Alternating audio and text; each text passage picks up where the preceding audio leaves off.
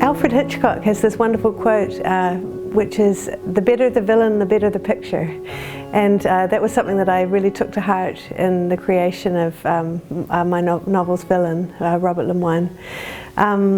I had been reading a lot of books on psychopaths, actually, and psychopathic behaviour. I began with John Ronson's incredibly amusing book, The Psychopath Test. And I wanted him to be appealing as a villain, to be a kind of a charming, even kind of seductive character, to be very quick in his dialogue and kind of attractive in his person. I wanted him to be the kind of villain that you kind of both desperately want the characters to fall in with, and also you're shouting at the same time, "Please, please, please, look behind you, he's behind you."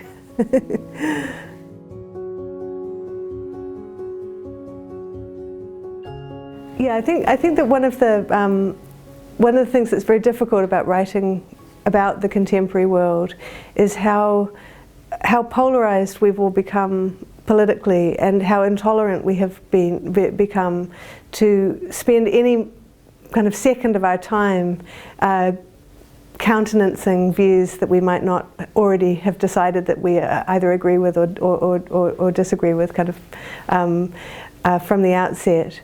And that poses a problem for a novelist, because novels live in nuance. They live in the mistakes and the blunders that characters make, and the discoveries of the limits of their self-awareness.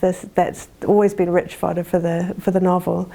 And so I knew that I wanted to contend with kind of big themes of our age, the big problems that we're facing that might seem unsurmountable.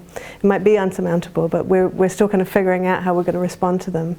But I didn't want to do it in a way that would end up serving social media, and would end up kind of serving the imperatives of the people who I most wanted to critique, the kind of the billionaires and kind of tech barons of the world, whose power essentially comes from all of us. Every time we click on anything, every time we take out our phone, we are enriching them personally.